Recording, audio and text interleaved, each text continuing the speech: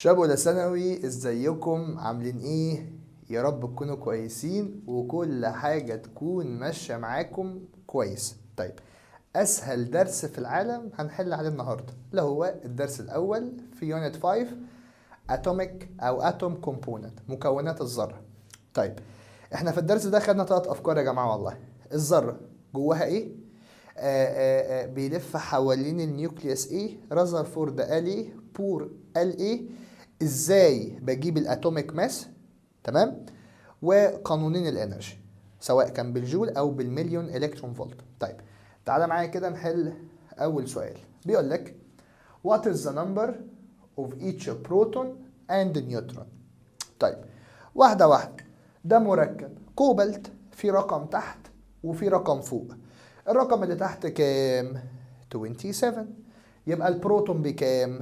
ب 27. يبقى على طول انا عارف ان البروتون ب 27. طب النيوترون بكام؟ الرقم اللي هنا كام؟ اعمل اللي فوق ماينس اللي تحت. هعمل 60 ماينس 27، يطلع معايا النيوترون ب 33. يبقى بروتون ب 27، نيوترون ب 33. اختيار رقم بي. مفيش اسهل من كده، مفيش اسهل من كده. طيب، سؤال رقم 2 بيقول لي which of the following pairs، مين في البيرز دولت their nuclei contains the same number of neutrons. طيب، مين في دول عندهم نفس عدد النيوترون؟ طيب، هشوف ده الاول فيه كام نيوترون. 12 minus 5 7. هنا في 7 نيوترون وهنا في 6. يبقى لا، مش قد بعض. هنا في 0 1 minus 1 0. هنا في 1، مش قد بعض. هنا في 6 اوكي، و 13 minus 7 في 6. يبقى هم دولت اختيار رقم سي هو اللي صح، لان النمبر اوف نيوترونز في الكربون وفي النيتروجين قد بعض. بيقول لك in electrically neutral atom، يعني الاتوم بتبقى متعادله كهربائيا. ليه الاتوم متعادله كهربائيا؟ عشان عدد البروتون البوزيتيف قد عدد الالكترونز النيجاتيف. طيب، فبيقول لك on comparing the charge of proton، لو قارنت التشارج بتاعه البروتون البوزيتيف يعني بالتشارج بتاعه الالكترون اللي هي النيجاتيف يعني، هلاقي ان التشارج اوف بروتون اكبر ايكوال لا، مش اكبر، هي ايكوال تو ذات اوف الكترون اند ويز ذا سيم ساين. يعني البروتون التشارج بتاعه البروتون قد التشارج بتاعه الالكترون، هما الاثنين بنفس الساين؟ لا، امال اوبوزيت ساين، واحده بوزيتيف واحده نيجاتيف. يبقى اختيار رقم دي هو الاختيار الصح. سؤال رقم 4 بيقول لي عندي النيوكليوس بتاعه element اسمه R كونتين بي بروتون، في بروتون اسمها بي. قال لك عايز اعرف what is the number of each of proton والنيوترون and electron in ال R positive ion. طب واحدة واحدة. هو يعني كلمة R positive يعني ال R دي عملت لوز للإلكترون. فكده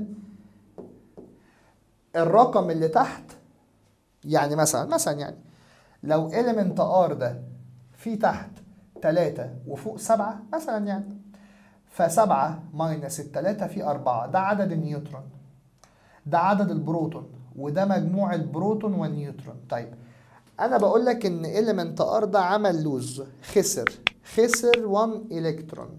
قلت لك ان الرقم اللي تحت ده هو الرقم بتاع البروتون والالكترون.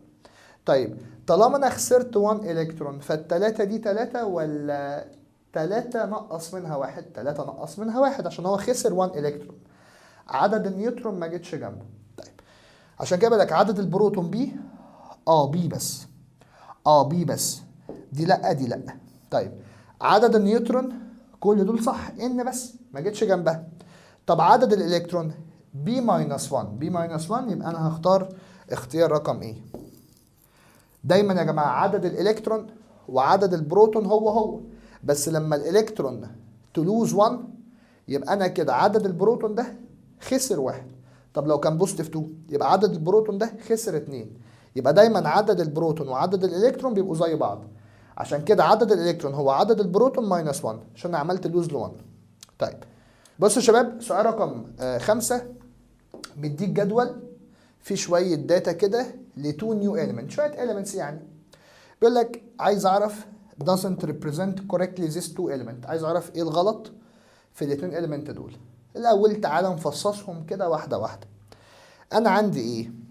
اول حاجه انا عندي اليو يو كيو، يو يو كيو، وهنا عندي اليو يو اتش. اليو يو كيو تحت 114، الاتش تحت 116. قال لك انا مديك النمبر اوف بروتون اهو يا باشا، هو مديهولك حطيته تحت. النمبر اوف نيوكليونز بقى، النمبر اوف نيوكليونز ده الماس نمبر، يعني ده الرقم اللي اتحط فوق، يبقى 2 8 9 وهنا 2 9 2. انا ممكن اجيب بالمره كده عشان لو احتاجناها، هجيب النمبر اوف نيوترون، هعمل ده ماينس ده 2 8 9 ماينس 114 يطلع معايا 175، وده هعمله ماينس ده 292 ماينس 116 يطلع معايا 176. يعني هو بيقول لي انا عايز اعرف ايه الغلط. بيقول لك النيوكليوس اليو يو اتش، اليو يو اتش اللي هي دي contain one more نيوترون، فيها نيوترون اكتر من اليو يو كيو.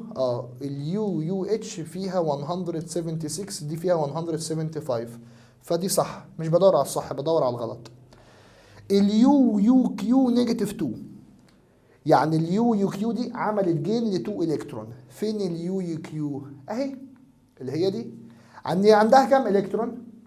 114، هتعمل جين ل 2 الكترون، فكده هتبقى 116.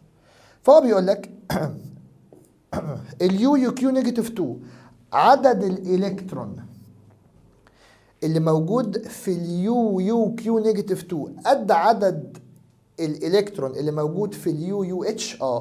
ما هي دي لما تجين 2، ما هو الرقم اللي تحت ده بيمثل البروتون والالكترون، فلو ده 114 خدت عليه 2 بقى 116، فده بقى 116 وده 116، صح انا بدور على الغلط. سي بيقول لك اليو يو اتش بوزيتيف، يعني احنا عملنا لوز ل 1 الكترون. فين اليو يو اتش؟ اهي. لما نعمل لوز ل 1 الكترون فهنبقى 115 ماشي. قال لك اليو يو اتش بوزيتيف هي 116 هتبقى 115، فيها نفس عدد الالكترون اللي موجود في اليو يو كيو. هي اليو يو كيو فيها كام؟ فيها 114، يبقى دي هي اللي غلط وهي دي اللي انا هختارها. بيقول لك اليو يو كيو نيجاتيف 2 اللي هي 114، فهتاخد 2 بقت 116، فيها نفس عدد البروتون اللي موجود في اليو يو كيو بوزيتيف. اول حاجه انا عامل لوز ل 1 الكترون، هنا خسران 1 الكترون، هنا كسبان 2 الكترون. هل البروتون جبت سيرتها؟ لا، فعدد البروتون هنا هو عدد البروتون هنا، فدي كمان صح، فانا مش هختارها. انا هنا عندي ده خسر 100 واحده، كده البروتون هو، ده كسب 100 واحده، كده البروتون هو، لان انا ما بجيش جنب البروتون خالص، انا بخسر الكترونات بكسب الكترونات. فالاختيار الغلط هو اختيار رقم سي، عشان بيقول لي عدد الالكترون لما ده يخسر واحده هيبقى قد عدد الالكترون في اليو يو كيو. لا طبعا. بيقول لك what is the number of nucleons. number of nucleons كده اكتب الرقم اللي فوق. تمام؟ طالما قال لي number of nucleons يبقى هو عايز الرقم اللي فوق. فين الرقم اللي فوق؟ في الكريبتون 84، يبقى 84 اختيار رقم سي. بيقول لك الايزوتوبس اكس 50 112. ايزوتوبس يعني التوأم بتاعه، كده ال 50 لازم تبقى موجوده. الرقم اللي تحت ثابت لا يتغير، وده اتفقنا عليه، الرقم اللي تحت ثابت لا يتغير. 51 غلط، 49 غلط، 51 غلط، يبقى الاختيار الصح من غير ما افكر دي. لان انا دايما كلمه ايزوتوبس بغير النمبر اوف نيوترونز بس، بس مش اي حاجه تانية. بيقول لك انا عندي 5 different ايزوتوب، اكس 1735 1737 1838 3581 3781. بيقول لك which of the following are two isotopes for the same elements. مين في دول ايزوتوبس البعض؟ طب واحدة واحدة. أول حاجة الرقم ده والرقم ده والرقم ده مش شبه بعض، والايزوتوبس دايما بيبقوا الأرقام اللي تحت لازم يبقوا زي بعض، فده غلط وده كمان غلط وده كمان غلط. طب مين شبه بعض؟ ايزوتوبس، يعني طالما ده 17 وده 17 يبقى دول كده ايزوتوبس لبعض. الرقمين اللي فوق اتغيروا عادي. عادي. يعني ده كان عنده كام نيوترون؟ ده كان 35 ماينس 17 كان عنده 18 نيوترون. ده عنده 20 نيوترون. هنا عدد النيوترون زاد، يبقى دول ايزوتوبس لبعض، يبقى 1 و2. 1 و2. طيب. سؤال رقم 9 بيقول لك the following table show بيوريني number of each proton. حلو. and nucleons isotope of some element. طب واحدة واحدة. الأول أنا هكتب كل عنصر، هشوف رقم اللي تحت كام واللي فوق كام. هو طالما قال لي number of nucleons يعني يقصد بيها الرقم اللي فوق. يبقى إيه؟ 1 1 W 1 3 X 6 3 Y 7 3 Z سوري هنا هيبقى 3 7 وهنا البروتون تحت وهنا 3 6 وهنا 1 3 ماشي، يبقى زد 11 23. طيب انا كده عملتهم زي ما هو قايل لي، عدد البروتون حطيته تحت، عدد النيوكليونز حطيته فوق. هو عايز ايه بقى؟ قال لي which of the following pairs consists of two isotope of the same metal element. طيب اول حاجه لو انت بتفكر كده، ايه ده؟ هو الهيدروجين اللي هو البروتيوم 1 1. الدبليو ده هو الهيدروجين 1 3 اللي هو الترايتيوم. الهيدروجين ده كده كده كده كده مش ميتال، امال دول ايه؟ نون ميتال، فعشان كده انا هستبعد ايه ودبليو كده كده هستبعدهم خلاص.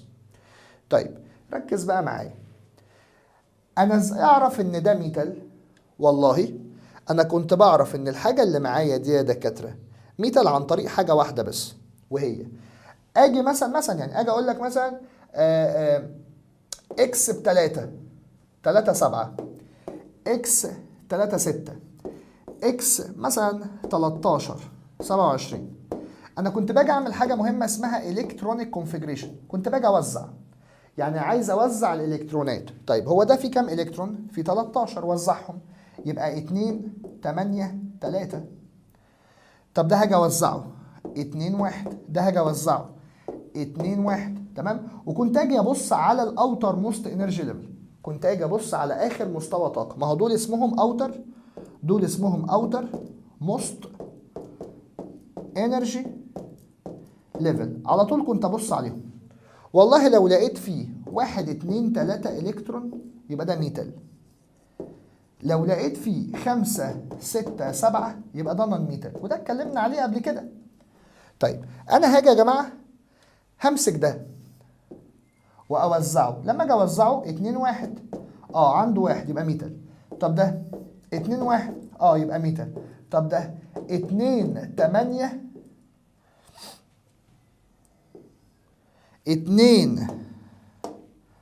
2 8 1 برضه ميتال، برضه ميتال.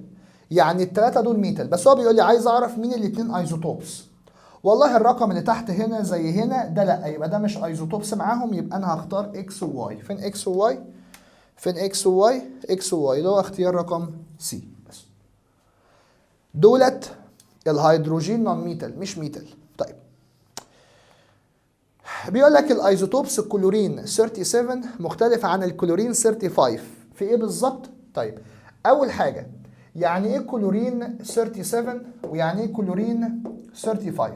كده كده الكلورين انت عارف ان هو ب17، يعني الرقم اللي تحت هو يعني النمبر اوف بروتون والنمبر اوف الكترون هو، لكن الرقم اللي فوق مختلف. عارف ليه مختلف؟ عشان عدد النيوترونز مختلف. يعني ده هيبقى عنده 18 نيوترون، ده عنده 20 نيوترون. يبقى الفرق ما بينهم، الاختلاف ما بينهم في عدد النيوترون. بيقول لك الايزوتوبس بتاعت كلورين 37 مختلف عن كلورين 17 عشان في 1 مور نيوترون اند 1 مور الكترون، لا. في 1 مور بروتون اند لا. بص اوعى تجيب سيره البروتون والالكترون في الايزوتوبس، ثابتين ما بيتغيروش. في 2 مور نيوترونز، في 2 مور نيوترونز. ده عنده 18 لكن ده يزيد عنه ب2 بقى 20. طيب سؤال رقم 11 بيقول لي which of the following states the relation between number of neutron and that of proton in tritium. قلت لك الترايتيوم ده لازم تبقى حافظه، لازم تبقى عارف الديوتيريوم والترايتيوم والبروتيوم. الترايتيوم ده لو انت ناسي تراي 3 يبقى الهيدروجين ابو 3 فوق واحد تحت، كده كده في واحد تحت. طيب انا عندي كام بروتون؟ عندي وحدة بروتون. عندي كام نيوترون؟ اعمل اللي فوق ماينس اللي تحت، هيطلع عندك 2 نيوترون. يبقى كده النيوترون دبل البروتون او البروتون هاف النيوترون. طيب النمبر اوف نيوترون ايكوال؟ لا. نمبر اوف نيوترون هاف؟ لا. نمبر اوف نيوترون دبل؟ دبل. يبقى اختيار رقم سي على طول على طول من غير ما تفكر. طيب بص بقى، قال لك which of the following figure represent الترايتيوم. طب تعالى الترايتيوم اللي هو اتش 3 فوق واحد تحت، في 2 نيوترون هنا. ماشي، انا كده عندي كام بروتون؟ واحد. عندي كام الكترون؟ واحد. الدوريه اللي بره دي الانرجي ليفل، ودولت النيوكليوس. طيب انا هنا عندي كام واحده نيجاتيف تشارج؟ واحده، يبقى دي معايا. هنا في كام واحده؟ واحده، دي معايا عشان عندي الكترون واحد بروتون واحد. فانا هنا عندي الكترون واحد الكترون واحد هنا عندي 2 الكترون غلط، هنا عندي 1 الكترون معايا. يبقى انا كده الالكترونز مظبوط. تعال بص جوه بقى، المفروض انا عندي كام حاجه جوه؟ عندي وحده بروتون بوزيتيف، وعندي 2 نيوترون، واحده بوزيتيف ونيجاتيف، واحده بوزيتيف ونيجاتيف. يبقى انا عندي كده 3 حاجات جوه، عندي 3 حاجات جوه. هنا في حاجتين فدي غلط، يبقى انا كده استبعدت A و B. هنا في حاجه واحده غلط، في 3. هنا في 2 غلط. وسي غلط، سي فيها 3 بس في 2 الكترون غلط. هنا في 3 ادي الاثنين نيوترون اهو، وادي الواحده بروتون وادي الالكترون. يبقى اختيار دي هو الاختيار الصح. اختيار دي هو الاختيار الصح. طيب بيقول لك which of the following choices represent the two isotopes of one element. عايز اعرف مين في دول isotopes. طيب واحده واحده كده امشي معايا. انا مثلا هخليهم كلهم اكس اكس اكس اكس. طيب زد زد اي حاجه. 1 2 3 عندي 3 الكترون، يبقى عندي كام بروتون؟ 3. يبقى انا عندي 3. طيب جوه في كام بروتون؟ 3. في كام نيوترون؟ 4. يبقى التوتال 7. يبقى هنا 4 نيوترون، 3 الكترون وبروتون، و7 ماس نمبر. تعالى هنا 1 2 3 4، هنا في 4. حلو. عندي كام بروتون؟ 3. يبقى دي كده غلط خالص. ليه غلط؟ ما ينفعش عدد البروتون يختلف عن عدد الالكترون. انا عندي 4 الكترون في الانرجي ليفل، يبقى اكيد لازم يبقى عندي 3 بروتون، فدي كده غلط، استبعدها. 1 2 3 وعندي بروتون 3 يبقى تحت في 3. عندي كام نيوترون؟ 3. يبقى 3 و3 كام؟ 6. وهنا في 3 عدد النيوترون، يمشي الحال. طيب تعالى هنا 1 2 3 عندي 3 الكترون، عندي 2 بروتون. غلط، كلها غلط. ما ينفعش عدد البروتون يختلف عن عدد الالكترون. يبقى فين الاختيار الصح؟ والله الاختيار الصح A و C. ليه؟ A عندها 3 طالما الرقم اللي تحت هو يبقى هما دولت الايزوتوبس لبعض، هما دولت الايزوتوبس لبعض، هما دولت الايزوتوبس لبعض. ما ينفعش عدد البروتون يختلف عن عدد الالكترون، عشان كده استبعدت 2 واستبعدت 4. يبقى A وسي صح، الاثنين صح. اختار انهي؟ اي واحده فيهم. هو كده كده في الاختيارات اقول لك A ولا C، A ولا B، B ولا D، وهكذا. ماشي، دي صح ودي صح. طيب يا شباب تعالوا كده مع بعض على سؤال رقم 14. طيب بيقول لك في فيجر قدام حضرتك، عايز اعرف مين في الاختيارات ديت ايزوتوبس ليه. طيب اول حاجه نحلل الاول الشكل ده. الشكل ده عباره عن ايه؟ عباره عن مثلا اكس دي واحده، عبارة عن اكس، عندي 2 2 الكترون عندي 2 بروتون، يبقى الرقم اللي تحت ب2، يبقى الرقم اللي تحت ب2، والرقم اللي فوق هو مجموع البروتون والنيوترون ب4. حلو الكلام. يبقى انا بدور على حاجه عندها 2 والرقم اللي فوق ممكن يبقى مختلف. طيب نمسك الاختيارات دي واحده واحده. ادي اكس.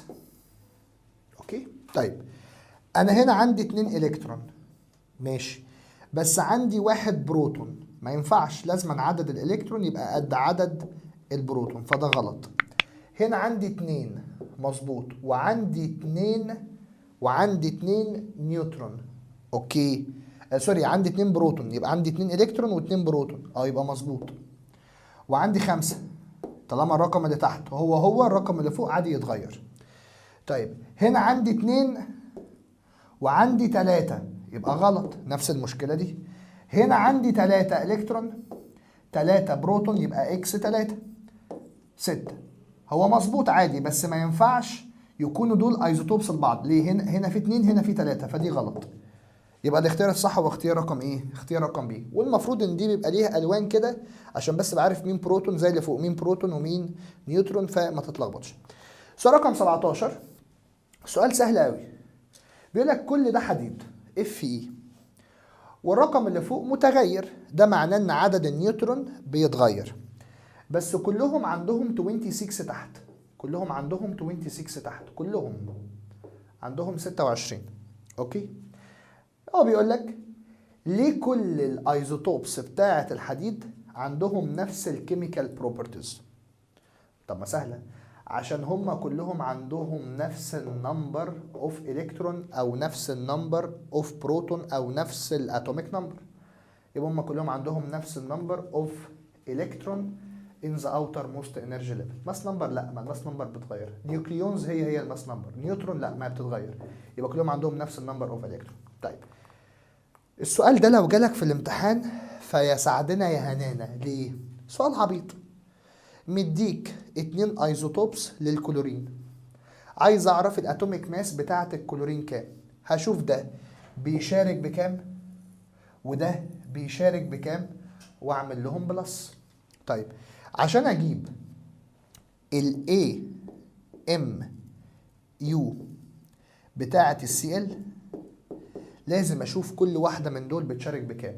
طب اعرف ازاي؟ قلت لك كتلته في نسبته تجيب مشاركته تجيب مساهمته. كتلته هي الاتوميك ماس، نسبته هي البرسنتيج في الطبيعه، نسبته منتشر في الطبيعه بقد ايه؟ بكام في المية؟ ده منتشر بنسبه 75%، لكن ده منتشر بنسبه 24%. وخد بالك لازما الاثنين يكون مجموعهم 100%. طب امسك الاول الكلورين 35، كتلته كام؟ والله كتلته 34.97 ملتبلاي الرقم ده احطه 75.76 على 100.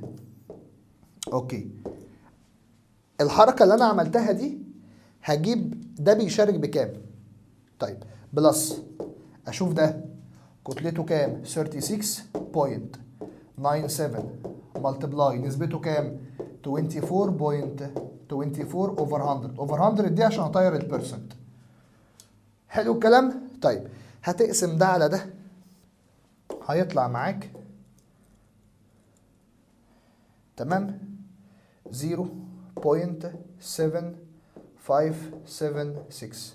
وهتقوم رايح تقسم ده على ده هيطلع معاك 0.2424. بس هروح اشوف الشكل ده موجود فين في الاختيارات. 3 4 هنا النسبة مش هينفع، لازم انا احولها. 3 4 ملتبلاي 0.75 بلس 36 ملتبلاي 0.244 يبقى اختيار رقم سي هو الصح. ما هو الشكل ده هو الشكل اللي فوق. بص كده قارن، هتلاقي ان الشكل ده اهو 3 4 وادي النسبة بلس 36 وادي النسبة. طيب يا سعدنا يا هنانا، لا السؤال ده صعب. يا سعدنا ايه بس؟ لا السؤال ده صعب شوية، صعب شويتين ومحتاج دماغ عالية، دماغ عالية. طيب بيقول لك انا عندي ايزوتوبس، عندي هيدروجين من ابو واحد، عندي هيدروجين من ابو 2 وعندي اكسجين. طيب قال لك انا عندي 2 ايزوتوبس من الهيدروجين، بروتيوم وديوتيريوم، يعني H11 و H12، هيمسكوا مع الاكسجين اللي هو O 8 تحت 16 فوق يكونوا ميه. عايز اعرف which of the following shows the expected relative molecular mass of produced water. يعني عايز اعرف عندي كام احتماليه للميه، وبعد ما اشوف عندي كام احتماليه للميه اشوف الميه المولكيولار ماس وزنها كام. طيب هي الميه دي عباره عن ايه؟ الميه دي عباره عن H2O، يعني H10 وهي. طيب كده كده كده كده ما عنديش غير O واحده احطها اللي هي O 16 و8 بلس انا عندي كام اتشايه؟ عندي 2. طيب يبقى انا دلوقتي بعمل ميه، الميه دي عباره عن H10 وهي، فكده كده الأو ثابته مش هتتغير، الأو ثابته مش هتتغير. طيب ادي الأو اهي 8 16، الأو اهي 8 16. هنلعب في مين بقى؟ هنلعب في الهيدروجين. ليه؟ ممكن يبقى عندي الهيدروجينتين اللي في الميه H11، يعني H11 ماسكه مع H11، وممكن يبقوا الاتشتين H12، يعني H12 مع H12، وممكن يبقى عندي H11 ماسكه مع H12. طب كده وزن الميه كام؟ والله عشان اعرف الماس بتاع الميه كام، شوف الماس بتاع كل واحده كام. هنا الماس بكام؟ ب1، وهنا الماس بكام؟ ب1، ما هو ده الماس نمبر. هنا الماس بكام؟ ب16، يبقى التوتال كام؟ 18. يبقى الميه دي وزنها 18 يوهايه. ممكن تبقى الميه دي ب 18 لو انا استخدمت هيدروجينتين H11.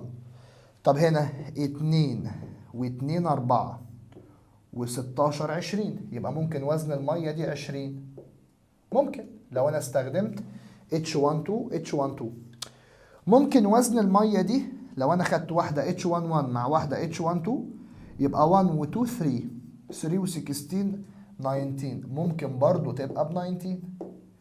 يبقى الميه ممكن يبقى وزنها 18 19 20 يبقى انا هختار الثلاثه صح. فين بقى الثلاثه الصح؟ اللي هو اختيار رقم دي، هو ده الاختيار الصح. بس يبقى انا دلوقتي هو بيقول لك عايز اعرف وزن الميه لما الميه دي تكون هتتكون من 2 ايزوتوبس هيدروجين وواحده اكسجين. والله ممكن الهيدروجينتين يبقوا النوع ده، ممكن الهيدروجينتين يبقوا النوع ده، ممكن يبقى عندي واحده وواحده. اجمع الارقام اللي فوق بقى، 1 1 16 2 2 16 1 1 1 2 16، هيطلع معاك ال 18 ممكن، ال 19 ممكن، وال 20 ممكن. قال لك عندي حاجه اسمها الجاليوم. الجاليوم ده نوع من انواع السيمي ميتال، ما يخصناش، هناخد الكلام ده بالتفصيل في تانية سنه. قال لك موجود في الطبيعه في صوره 2 ايزوتوبس، جاليوم 69 جاليوم 71، ومديك نسبه كل واحده في الطبيعه، ومديك الاتوميك ماس بتاع كل واحده. عايز اعرف دي هتشارك بكام ودي هتشارك بكام عشان اعرف الاتوميك ماس بتاع الجاليوم عموما. طيب واحده واحده. انا عشان اجيب الاتوميك ماس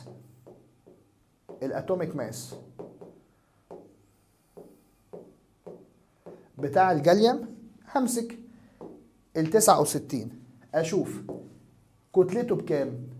ب 6 8.93، اضرب في نسبته على 100 يبقى 60.11 over 100 بلس، شوف ده كتلته كام؟ 70.92، شوف نسبته كام على 100؟ 39.89 over 100. واحسب يا باشا كل ده على الكالكليتر، يبقى 69.93 multiply 60.11 over 100 ونقفل القوس بلس 70.92 multiply 39.89 over 100 يطلع معايا كام؟ 69.72. يبقى اختيار رقم دي. يبقى اشوف ده هيشارك بكام وده بيشارك بكام واعمل بلس. طيب تعالى معايا على سؤال رقم 19. نفس الفكره بالظبط. طيب مديك الاتوميك ماس والاباندنس نسبته في الطبيعه، خد بالك لازما نسبتهم تبقى 100%. عايز اعرف المغنيسيوم بكام. تعال عشان اعرف الاتوميك ماس بتاع المغنيسيوم هشوف ده كتلته بكام واضرب في نسبته على 100 هيطلع رقم. كتلته بلس كتلته كام نسبته على 100 بلس كتلته كام نسبته على 100 على الكالكليتر. يبقى هعمل الرقم ده 3.985 multiply 78.7 over 100. يبقى انا كده هجيب مشاركة الاول بلس خش على التاني 24.986 multiply 10.13 over 100. خش على التالت 25.983 multiply 11.17 over 100. على الكالكليتر كله هيطلع معايا 24.309 اللي هو اختيار رقم دي بمنتهى البساطة اللي في الدنيا. بيقول لك الريلاتيف اتوميك ماس بتاعت الكبر قد كده. عايز اعرف which of the following graphical figure represent the percentage presence of copper isotope in nature and relative atomic mass of each of them. يعني هحسب كل واحدة واشوف مين فيهم هتديني الرقم ده بنفس الطريقة. كتلته في نسبته على 100 كتلته في نسبته على 100. طيب نمسك الأول الأخ ده. طيب أول حاجة ده نسبته 100%. طيب كتلته كام؟ ما هو ده الماس ما بين ال 63 وال 64 يبقى ده 63.5. تمام. هشوف اليو بتاع ده بكام 63.5 ملتبلاي 100 على 100 هيطلع معاك كام 63.5. طب اطلع فوق هي 63.5 ولا 63.62 يبقى دي غلط. خش على اللي جنبها. هنا عندي 3 حاجات. اول حاجه ده ب 62 بلس ملتبلاي نسبته كام 17 يبقى 17 على 100 بلس ده نسبته كام كتلته كام 63 نسبته كام 33 يبقى 33 على 100 بلس ده كتلته كام 65 ملتبلاي نسبته كام 50 يبقى 50 على 100 كله على الكالكليتر بقى. طيب همسك اول واحد 62 ملتبلاي 17 اوفر 100 على ده بلس امسك الرقم التاني ده 63 نفتح بس براكت 63 ملتبلاي 33 اوفر 100 بلس 65 ملتبلاي 50 اوفر 100 طلع معايا 63.83 برضو غلط لانه عايز 63.62 صح؟ ماشي. طيب كده محتار ما بين سي وايه سي ودي. نمسك ده عندي حاجتين واحدة كتلتها 36 نسبتها كام 69 على 100 بلس يا باشا ده كتلته 65 ملتبلاي نسبته كام 31 على 100 يلا يبقى الأول 63 ملتبلاي 69 over 100 بلس 65 ملتبلاي 31 over 100 طلع معايا كام؟ طلع معايا 63.62 يو. هو ده الاتوميك ماس اللي المفروض يطلع من الكبر. طلع صح يبقى اختيار رقم سي هو الاختيار الصح. مش محتاج بقى اكمل دي بقى خلاص هو شقة خلاص. طيب بيقول لك مين في الريليشنز دي صح؟ تحويلات بقى اليونتس والقصة اللي انت عارفها دي. طيب واحدة واحدة كده وامشي معايا. انا عندي الاول 2، فكك من الاثنين، عندي مليون الكترون فولت عايز احولها لالكترون فولت، من مليون الكترون فولت لالكترون فولت، يبقى هضرب في 10 باور 6. همسك الرقم ده اضربه في 10 باور 6، يبقى 2 ملتبلاي 10 باور 6. هنا بيقول لك 2 ملتبلاي 10 باور 5، يبقى ده غلط. خش على اللي بعده. الكترون فولت لجول، يبقى هضرب في 1، هضرب في 1.6 ملتبلاي 10 باور نيجاتيف 19، يبقى 2 في الرقم ده 1.6، راجع اليونتس ها، ملتبلاي 10 باور نيجاتيف 19، يطلع معايا 3.2 ملتبلاي 10 باور نيجاتيف 9. طبعا غلط. مليون الكترون فولت لجول، يبقى هضرب في 1.6 ملتبلاي 10 باور نيجاتيف 13. هتضرب الاثنين في الرقم ده هيطلع معاك برضو ناتج غلط، اللي هو ده غلط، المفروض يطلع معايا ناتج تاني. الكترون فولت لجول، طب انا لسه قايل الكترون فولت لجول، هضرب في الرقم ده، يبقى امسك ده اضربه في ده هيطلع معايا الناتج ده فعلا صح، يبقى اختيار رقم دي هو الاختيار الصح. تحويلات، مسألة تحويل. بيقول لك what is the amount of energy، عايز اعرف ايه كمية الانرجي اللي هتخرج من الماس دي من البلاتينم، تمام، بس بالمليون الكترون فولت. طب ما انا عارف الانرجي بالمليون الكترون فولت بيبقى الماس باليو، وبضرب في 931. طب الماس باليو اضربها في 931 على طول هيطلع معاك الناتج، يبقى 0.00234 ملتبلاي 931، طلع معاك كام؟ 2.179 اللي هو اختيار رقم ايه. خلاص. طيب تعالى معايا على الاي سي. بيقول لك، قلت لك درس سهل ما فيهوش حاجه. بيقول لك وات ار ذا ريزلت، النتيجه اوف سيميلاريتي، ايه نتيجه التشابه للايزوتوبس، ان هم يبقى عندهم نفس النمبر اوف الكترون. والله الايزوتوبس كده كده الرقم اللي تحت هو الرقم اللي فوق بيتغير عشان النيوترون بيتغير. ده هينتج عنه ايه؟ هقول كده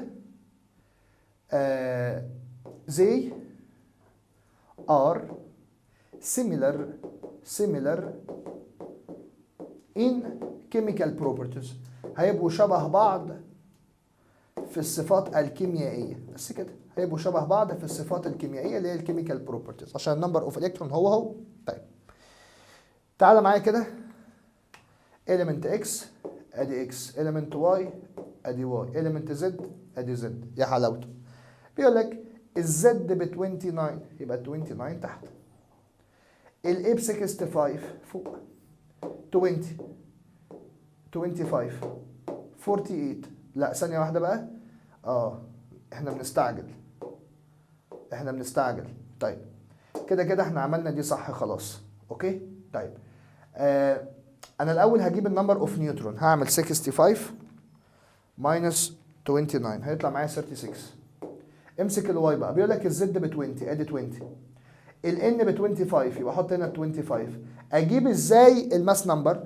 ما هو الماس نمبر عباره عن النمبر اوف بروتون بلس النيوترون، اجمع دول مع بعض يبقى فوق 45 بس.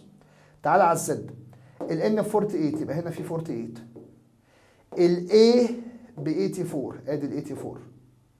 ازاي اجيب الزد بقى؟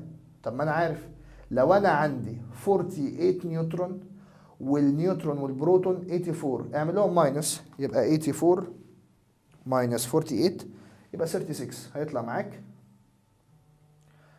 36 بس كده. طيب تعالى معايا على السؤال ده. اول حاجه عندي الكترون واحد، عندي بروتون واحد، يعني ما عنديش نيوترون. يبقى مين ده؟ انهي واحد في الهيدروجين ايزوتوبس؟ البروتيوم اللي هو ال H11. عايز اعرف اسمه ايه؟ والله اسمه بروتيوم. سيمبله ايه؟ سيمبل اهو. قال لك عاوز اعرف عدد النيوكليونز ان ذيس ايزوتوبس ب1، الايزوتوبس ب1، النيوكليونز بتاعته ب1 اللي هو الماس نمبر يعني. وات ار ذير تايب؟ ما انا قلت لك بقى اسمه بروتيوم. طيب تعالى معايا على سؤال رقم 27. قال لك عندي صوديوم ايزوتوبس، صوديوم قال لك عنده 11 بروتون 11 الكترون 13 نيوترون. طيب ادي الصوديوم 11 بروتون 11 نيوترون، يبقى الرقم اللي تحت ب 11. النيوترون ب 13 والبروتون ب 11 اعمل لهم بلس يطلع معاك 23. والنيوترون ب 13 حط ال 13 هنا. طيب قال لك which of the previous number doesn't change؟ مين في النمبرز اللي هو مديها لك لم ولن تتغير كايزوتوبس؟ النمبر اوف الكترون والنمبر اوف بروتون، يعني الاتوميك نمبر. الاتوميك نمبر هو اللي مش بيتغير. النمبر اوف بروتون ما بيتغيرش خالص، لكن النمبر اوف نيوترون بيتغير. طيب وخد بالك الالكترون ممكن تتغير، لان ممكن الاتوم تعمل لوز ممكن تعمل جين، بس البروتون عمره ما يتغير. فهو بيقول لك انهي عدد مش هيتغير؟ العددين دول، لان ال 11 بروتون وال 11 الكترون بقول عليهم اتوميك نمبر، فالاتوميك نمبر مش هيتغير. بيقول لك وات از ذا نمبر اوف نيوكليونز؟ ايه عدد النيوكليونز في الايزوتوبس ده؟ طالما قلت لك نيوكليونز يبقى الرقم اللي فوق، الرقم اللي فوق بكام؟ ب 23، يبقى ده عدد النيوكليونز 23، عدد البروتون والنيوترون مع بعض. طيب بيقول لك عندي مادة اسمها استاتين، ماشي، عندها ميني ايزوتوبس. ذا موست امبورتنت اوف ذيم استاتين 211. استاتين كام؟ 211. يبقى انا عندي استاتين 210 والالكترون ب 85. طالما الالكترون ب 85 يبقى البروتون كمان ب 85. حلو. قال لك what is what's meant by that astatine element has many isotopes؟ يعني ايه معنى ان الاستاتين عنده كذا ايزوتوبس؟ هقول كده this means that، ده معناه astatine has different nucleons number and the number of neutron changed. عدد النيوترون بيتغير. بس ده معنى كلمة ان الاستاتين عنده ايزوتوبس. استاتين عنده ايزوتوبس يعني الرقم اللي تحت ده ثابت، لكن الرقم اللي فوق بيتغير. يعني النيوكليونز بتتغير، يعني النيوترونز بتتغير. طيب وات از ذا اتوميك نمبر اوف استاتين؟ ما احنا قلنا 85 الرقم اللي تحت وثابت ما بيتغيرش. لو عندي 100 ايزوتوبس، ال 100 ايزوتوبس عندهم 85 اتوميك نمبر، لكن الماس نمبر بيتغير. بيقول لك how many neutrons found in nucleus of this isotopes؟ عايز اعرف عندي كام نيوترون. باشا اعمل الرقم ده ماينس الرقم اللي تحت، يبقى 210 ماينس 85 يطلع معايا 125 125. قال لك write the nucleus symbol of this isotopes. عملناه خلاص، استاتين 85 210 و 125. طيب يا شباب تعالوا معايا كده على سؤال رقم 29. طيب بصوا يا جماعه السؤال ده مفروض ملون يعني، بس احنا طبعا الهوم ورك مطبوعه ابيض واسود فهو مش ملون، بس تخيل معايا ان هو ملون يعني. البروتون هتلاقيها كوره جواها نقطه بيضاء صغيره، النيوترون كوره جواها نقطه بيضاء كبيره، ماشي. طبعا البنات السؤال ده هتعرف ايه، هيسيبوا طبعا الشرح وكل حاجه ويقعدوا يعدوا بقى ايه، واحنا كده عايزين نعد يعني. طيب اول حاجه عندي 4 رسومات، عندي 4 نيوكليوس، تمام. طيب وخد بالك عايز اعرف الماس نمبر بتاع نيوكليوس رقم 2. عد بقى معايا يلا. ماس نمبر يعني مجموع البروتون والنيوترون، ماشي. اعد الكور دي كلها بكام؟ 1 2 3 4 5 6 7 8 9 10 11 12 13 14 15 16 17 18 19 20. يبقى انا عندي 20 نيوكليونز. طيب متقسمين ازاي بقى؟ انت حاول بقى تشوف الدنيا فيها ايه. طيب المفروض يجي لك ملون. نيوكلياي 1 و 3 ايزوتوبس لبعض. ليه بقى ايزوتوبس لبعض؟ عرفت منين؟ هقول بيكوز، ما هو المفروض بقى ملونين، ماشي. فانت هتشوف هنا البروتونز وتشوف هنا البروتونز، هتلاقي البروتونز قد بعض، لكن النيوترونز مختلف. فهقول كده بيكوز the atomic number is constant doesn't change. but number of nucleons او mass number of nucleons اتغير.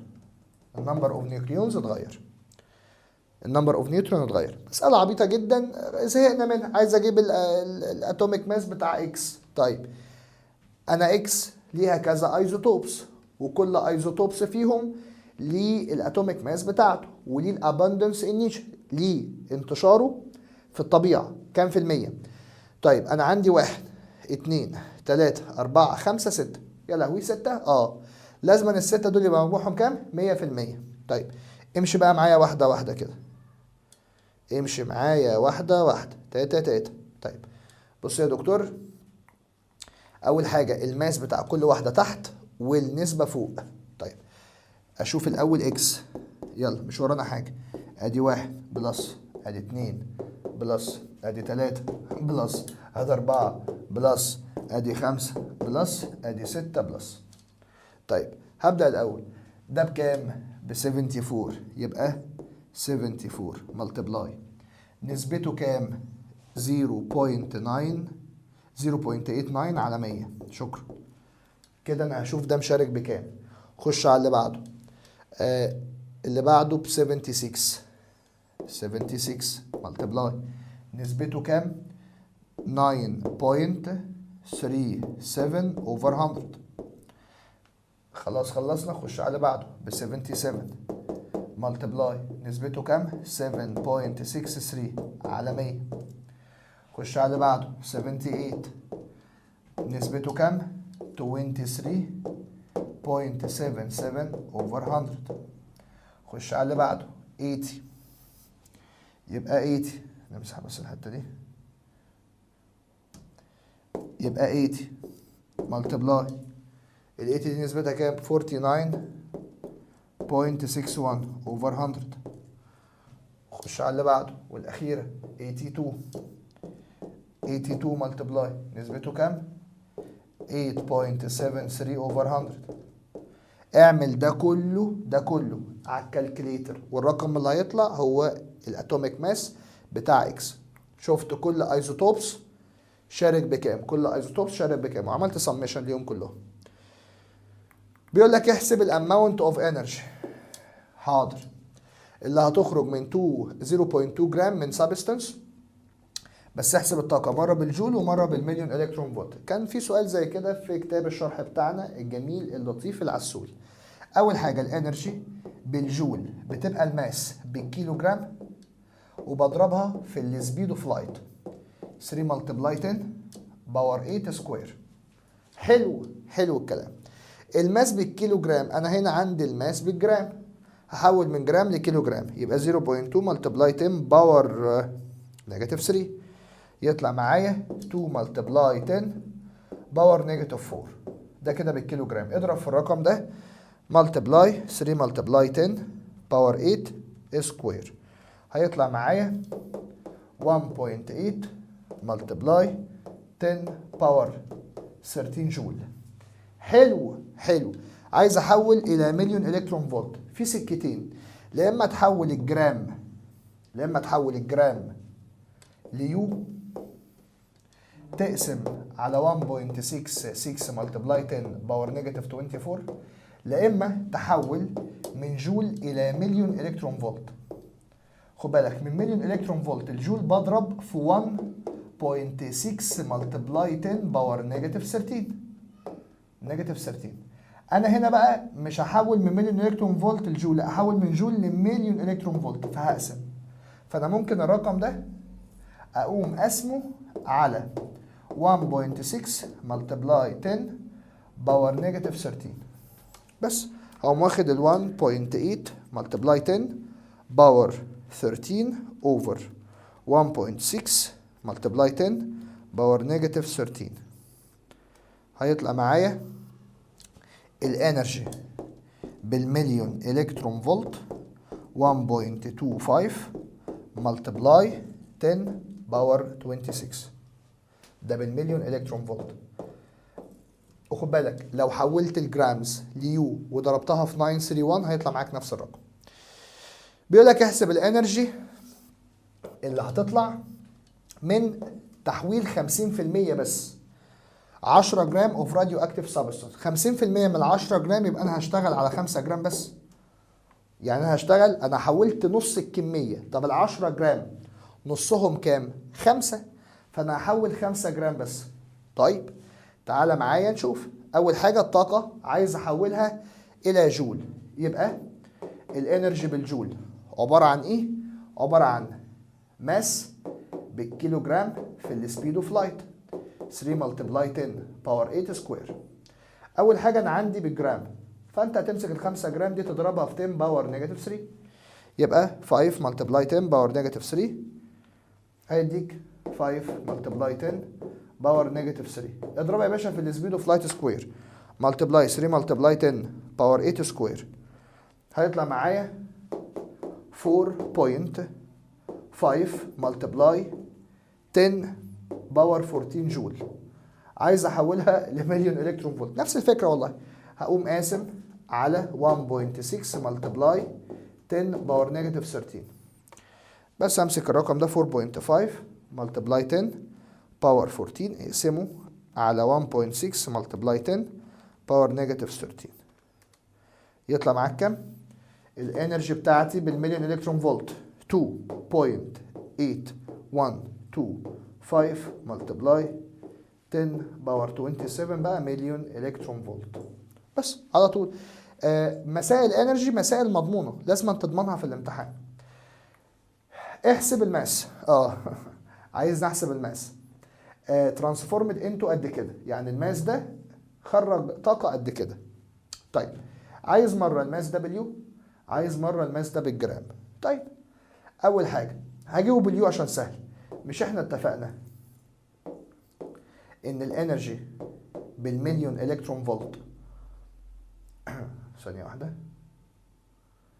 الانرجي بالمليون الكترون فولت عباره عن ايه؟ ماس باليو في 931. صح، هو عايز الماس بقى.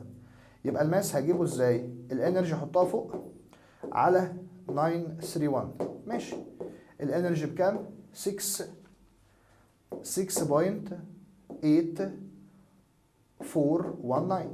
على 931. يبقى 6.8419 over 931. يطلع معاك 7.3489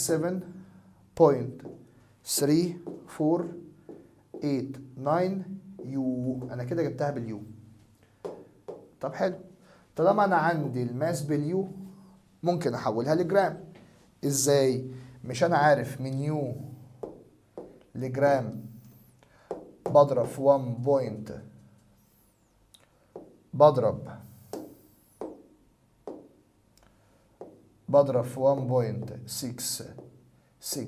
ملتبلاي 10 باور نيجاتيف 24. ولو كيلو جرام بدل باور نيجاتيف 24 بخليها باور نيجاتيف 27. انا معايا اليو. يبقى 7.3489 اضربها في 1.66 ملتبلاي 10 باور نيجاتيف 24. هيطلع معاك 1.22 ملتبلاي 10 باور نيجاتيف 23 جرام. شكرا. طيب كده نكون خلصنا واجب الحصة الخامسة، وهو واجب أول درس في يونت 5. ذاكر كويس، ظبط الدنيا. خد بالك حصة النهاردة سهلة جدا سواء كانت شرح أو هومورك، بس معتمد عليها حاجات في الدرسين الجايين. فذاكر كويس، ربنا معاك، ما تراكمش حاجة عليك. نشوفك على خير. يلا باي باي.